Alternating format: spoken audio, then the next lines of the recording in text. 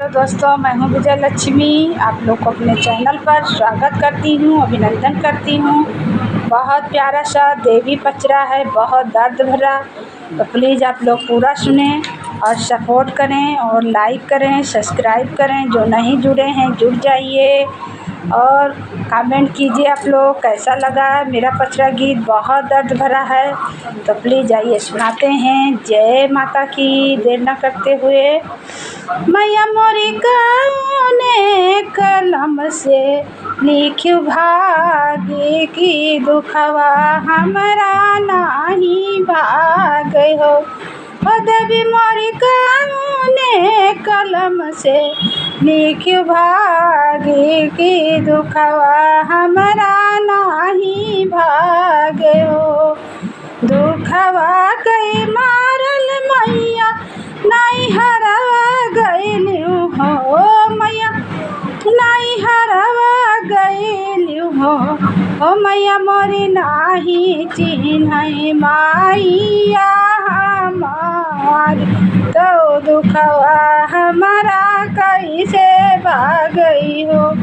ओ देवी मैया नाही चिन्है माइया हमारी, तो दुखवा हमारा कैसे भागई हो। मैया मोरी कौने कलम से लिख्यू भाग्य की दुखवा हमारा नाही भागई हो। दुखवा कई मारल मैया भैया लागे गइलू, यार बिरना लागे गइलू। मैया मोरी नाही चिन्है बिराना हमारे, तो दुखवा हमारा कैसे भागई हो। देवी मैया नाही चिन्है भाभी हमारी, तो दुखवा हमरा कैसे भागई हो। मैया मोरी कौने कलम से लिख्यू भाग्य की दुखवा हमरा नाही भागे हो।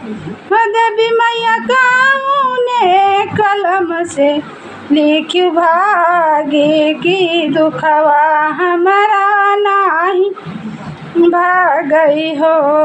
दुखवा कई मारल मैया बहिनी लागे गइलू हो। मैया बहिनी लागे गइलू।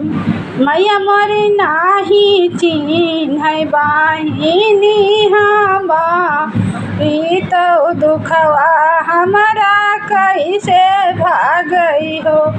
ओ मैया मोरी नाही चिन्है बहिनी हमारी, तो दुखवा हमरा कैसे भागई हो।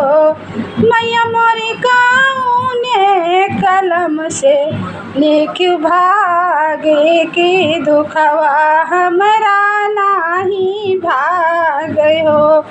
दुखवा कई मारल मैया सासुरवा गइलू हो। ओ मैया सासुरवा गइलू हो। ओ देवी मैया नाही चिन्है सासु जी हमारे, तो दुखवा हमरा कैसे भागई हो। मैया मोरी नाही चिन्है सासु जी हमारी, तो दुखवा हमारा कैसे भागई हो। मैया मोरी कौने कलम से लिख्यू भाग्य, तो दुखवा हमारा नाही भागई हो।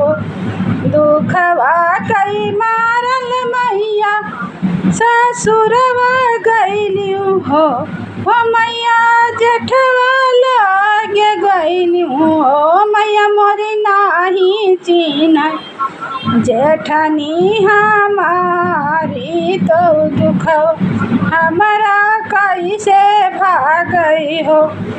मैया मोरी नाही चिन्है देवरा हमारे, तो दुखवा हमरा कैसे भागई हो मैया मोरी नाही चिन्ह दौरानी हमारी तो दुखवा हमरा कैसे भागई हो मैया मोरी काउने कलम से लिखियो भागी तो दुखवा हमरा नाही भागे हो दुखवा कई मारल मैया सासुरवा गइलियो हो सासुरवा गइलियो हो मैया मोरी नाही चिन्ह ना नदी हमारी तो दुखवा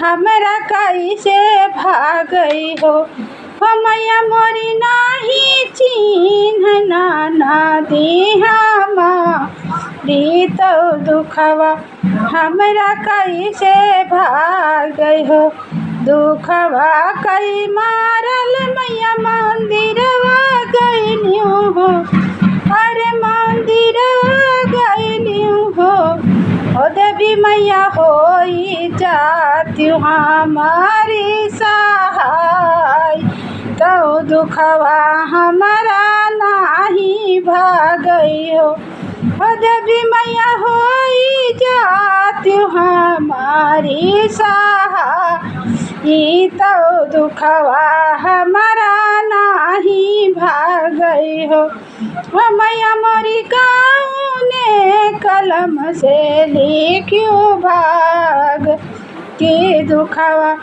हमरा नाही भागई हो।